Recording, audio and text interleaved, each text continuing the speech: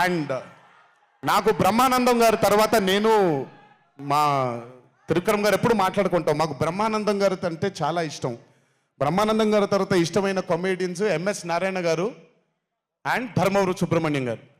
వీళ్ళు ముగ్గురు తర్వాత నాకు బాగా ఇష్టమైన కామెడీని పండించగలిగేది కేవలం మా సునీల్ ఒక్కడే.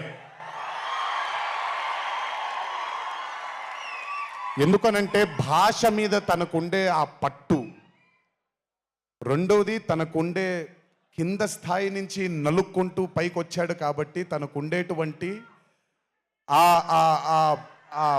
ఎక్స్పోజర్ కానివ్వండి. చాలా కాలం తర్వాత ఫస్ట్ టైం సునీల్ని మళ్ళీ I'm telling you Sunil your back.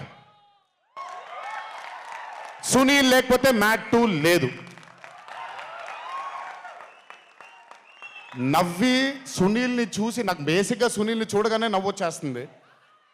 But అలాంటిది అంటే అఫ్కోర్స్ ఆర్టిస్ట్గా తనకు తాపత్రయం ఉంది, మంచి మంచి పాత్రలు వెయ్యాలి అని వేసుకుంటూ చేసుకుంటూ వెళ్తున్నాడు తను.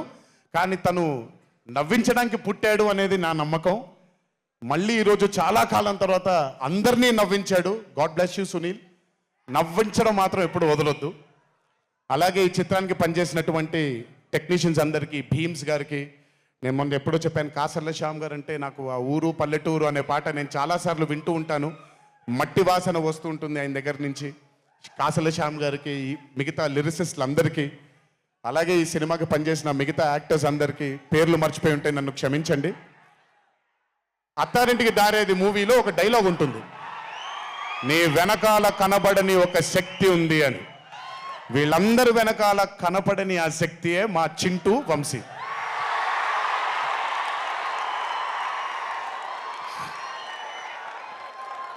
సినిమా అంటే చాలా చాలా చాలా ప్యాషన్ తనకి.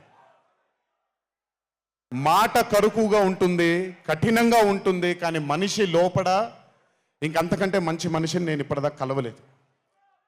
మంచివాడు.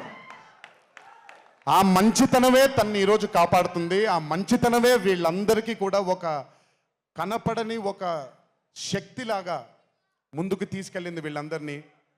వంశీ గురించి ఎక్కువ మాట్లాడితే దిష్టి తగిలేస్తుందేమో, బట్ ఒక విషయం చెప్పాలి మీ అందరికీ. బాగా సుఖపడిపోయాడు వంశీ. త్వరలోనే ఒకటి చేయబోతున్నాం. అది తనే తర్వాత తనే ఒక రోజు అవసరం వచ్చినప్పుడు చెబుతాడు, అవకాశం వచ్చినప్పుడు చెబుతాడు.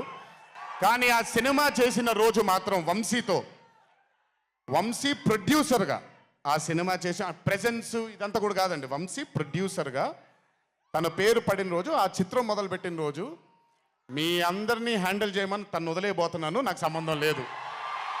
మీరు తిట్టుకోవాలన్నా కొట్టుకోవాలన్నా వంశీ ఇన్ఛార్జ్ మీకు.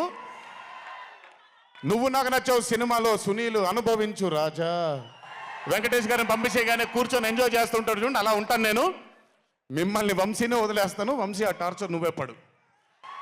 But congratulations to the whole team of mat 2. ఇక్కడికి నన్ను పిలిచినందుకు థ్యాంక్స్ వంశీ.